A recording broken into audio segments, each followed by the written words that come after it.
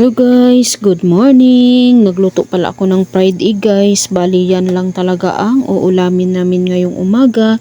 Kasi nga Sunday kahapon, hindi talaga nagapamasada ang ating dialysis warrior. Kasi nga simba namin sa umaga at saka sa gabi. So bali relax din ang ating dialysis warrior. Naga-relax talaga yan siya. Basta tuwing linggo kasi nga para makapahinga naman yung katawan ng ating dialysis warrior kasi hindi na talaga kaya ni Papa John ang rubo-rubo na trabaho kasi nga may limit na talaga yung katawan niya kasi kung magrubo-rubo siya ng trabaho, siya rin ang mapagod tapos siya rin ang kawawa kasi nga malanding talaga sa ospital. In Jesus name, palayo lang talaga, wala pangang pira, malanding pa sa ospital, ay ano na lang. So, ito pala guys, ang niluto ko. Ayan, ang dami ko ng daldal. Tapos na ako pala kaluto.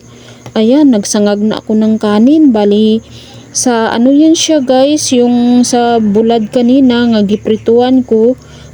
Sangag ko ang kanin kasi gusto ni Princess na magsangag ng kanin. Basta yung giprituhan na mga isda or bulad, masarapan siya. Lagyan mo lang ng asin bitsin at kunting tuyo. At ayan, fast forward, kumain na pala kami dyan ni Papa John. Bali, wedding anniversary din namin. Sabi ni Papa John, ito lang daw yung aming handa. Ito lang daw yung celebration. Kaya ayan, natawa talaga ang ating dialysis warrior.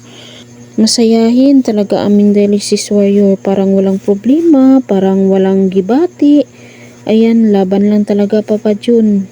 Ayan, nagpray ng ating dialysis warrior guys. Kain tayo. Thank you Lord sa blessing, sa pagkain. Itong aming ulam, piniritong daing. Tapos may sinangag na kanin. Yan lang guys, fried egg. Tapos may salad na pipino guys para sa ating dialysis warrior. Yan lang talagang ulam ni Papa John natin, ang pipino na salad. Tapos isang mug na birch tree na may Nescafe stick. Bali yan lang ang ginagawa niya na sabaw, kaya hindi na siya mag-inom ng tubig kasi limit na talaga sila sa tubig. Nagaihi pa man guys si Papa John, pero kunti lang talaga, hindi niya talaga kayang ilabas kung mag-inom siya ng marami kasi pakunti-kunti na yung ihi niya. So kailangan talaga magtipid talaga siya sa tubig. Alam nyo ba na marami mang inom si Papa John na tubig noon pa man kahit hindi siya dialysis patient? Mga 8 glasses above siguro, more than pa ang ginainom niya.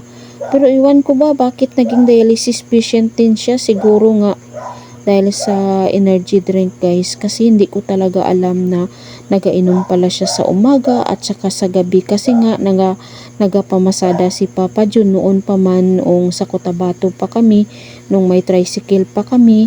Malakas talaga yung pasayro at maraming pasayro kaya nagainom pala siya. Hindi ko alam kasi nga gusto niya talaga na maging ano siya, kanang hindi siya mapagod. Gusto niya overtime lang lagi.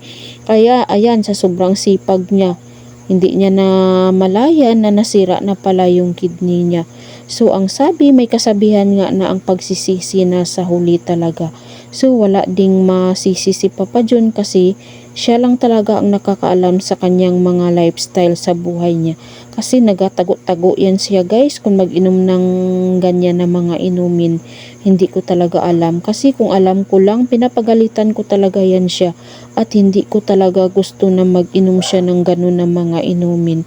Pero tinataguan niya pala ako. Kasi nga mag-inom siya dun pala sa malayo na mga tindahan.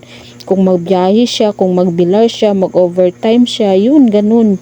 Yun ang nangyari. Tapos isa pa, sigig attack ang kanyang UTI, kaya yun. Bye na guys, dito na lang for today's video. Salamat sa panunood, follow and share, bye!